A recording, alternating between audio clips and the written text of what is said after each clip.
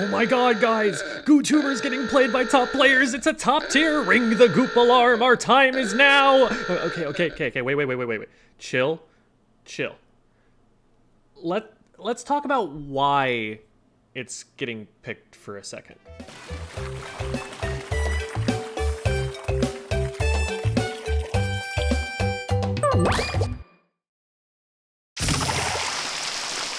For those of you who weren't watching despite me making a 25-minute video telling you why you should watch it,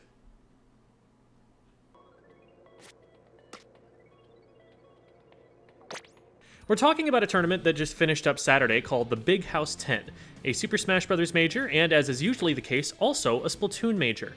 Majors are an exciting time because there are a lot of top players that aren't very high profile and don't make content, so much of what's happening in the Splatoon metagame is invisible even to most competitive players until these big moments where all the best North American players' tools are shown off and aiming to beat each other in a LAN environment. And it is in that context that we saw multiple players choosing GooTuber in important tournament sets way up in the top cut bracket. GooTuber has generally been considered the weakest charger in the game since it was released. The gimmick of being able to store charge isn't worth as much as the Squiffer's ability to charge while jumping, and the lack of range isn't enough to make up for the increased damage, so there's just always another main weapon for you no matter how you want to use a charger. But something that also doomed the weapon in competitive Splatoon 2 was something that we really need to consider carefully: the rest of the weapons kit. Something newer players to competitive play don't always value enough is the importance of the sub and special weapons in tying a weapon kit together. You never just have one weapon, you have three. And if one of those is weak, you can compensate for it with the other two.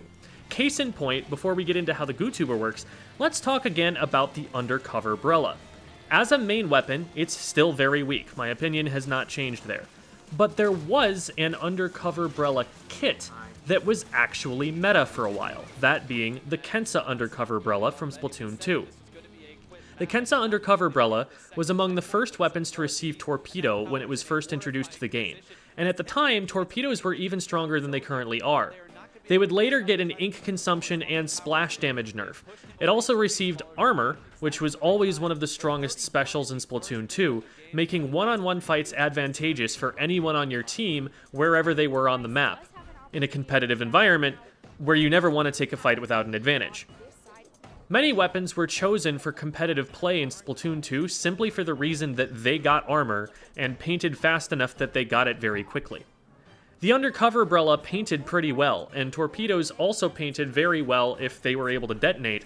And on top of that, unlike, say, the Splattershot Jr., which has to choose between painting and throwing bombs, throwing your bomb as a Kunder let you poke at the enemy team and farm armor at the same time, letting you have more of an impact on the game even while you were still just speedrunning your special gauge. When you realize that GooTuber also has Torpedo, is one of the few weapons with the strongest special in Splatoon 3, and even has a stronger main weapon than the Undercover Brella, not that that's saying much, it starts to make a little more sense. Let's listen for a second to this excellent interview Vic Vion had with Chara, because I think it's very telling about why the weapon was chosen.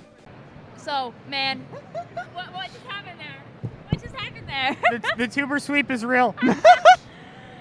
I literally wrote it down in my notes. I was like on the goo, but on the side I wrestled because we know you are the torpedo I do guy. like torpedo.